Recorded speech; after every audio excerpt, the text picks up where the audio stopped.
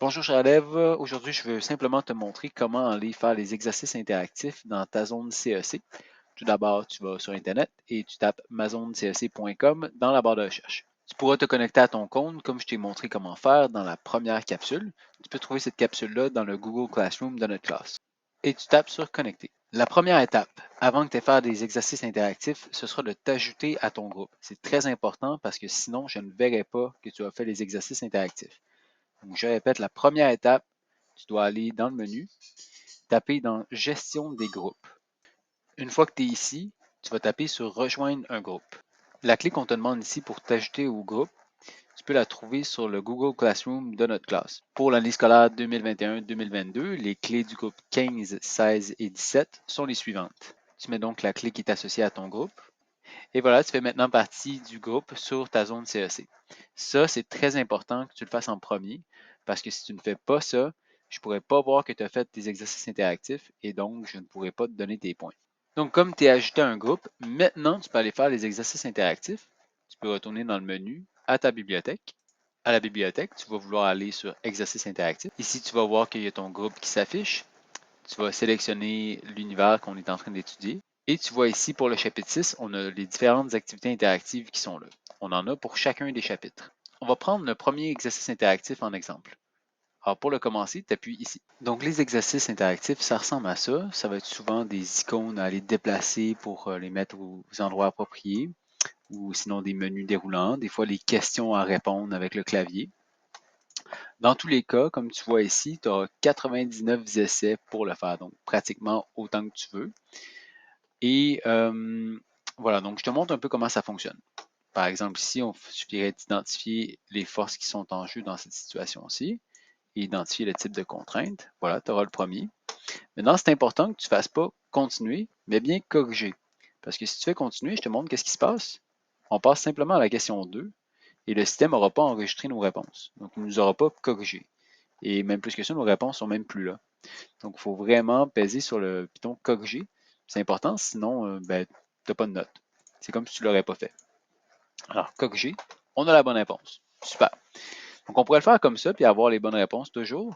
Mais j'aimerais te montrer qu'est-ce qui se passe si on a en bas de 100%. Donc, je vais le faire au complet. J'en profite pour te montrer qu'est-ce que signifie la petite barre qu'il y a en bas des numéros 1, 2, 3, 4. Par exemple, ici, on veut le mot force, mais je vais marquer patate. Pour voir qu'est-ce que ça nous donne.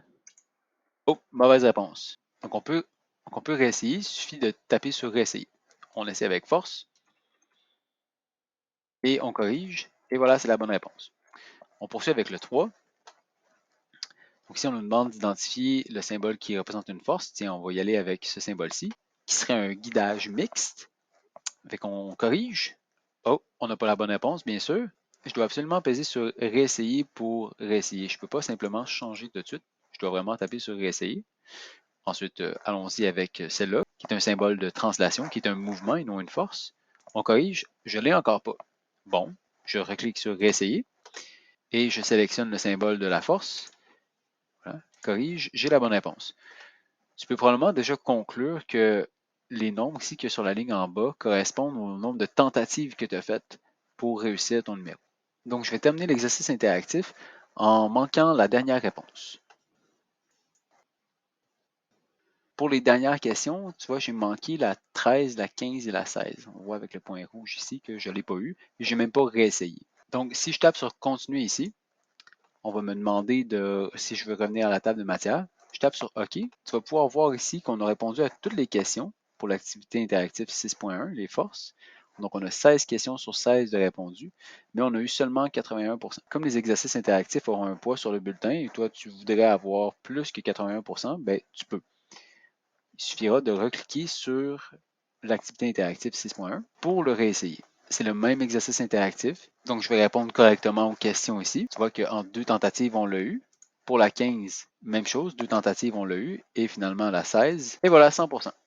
Donc, si je veux maintenant sortir de l'exercice interactif, j'aurais besoin de passer par le menu et revenir à la bibliothèque.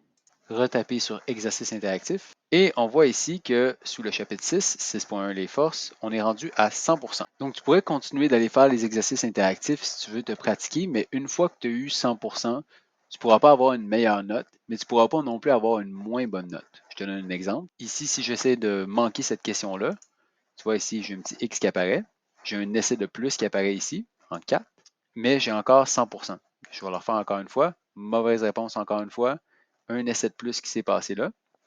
Et si on retourne dans la bibliothèque, tu vois qu'on a gardé la note de 100%. Et du côté de l'enseignant, je vais te montrer à quoi ça ressemble. Je peux voir les activités que tu as faites. Je peux voir le nombre d'essais que tu as fait. Mais la note que je vois, c'est la note la plus haute. Donc, même si tu as eu 50%, 70%, si tu voulais avoir 100% et à la force d'essayer, tu l'as eu, du côté de l'enseignant, on voit seulement la meilleure note. Voilà, donc c'est ce qui conclut cette deuxième capsule sur ta zone CEC. Et je te souhaite une bonne journée. À plus.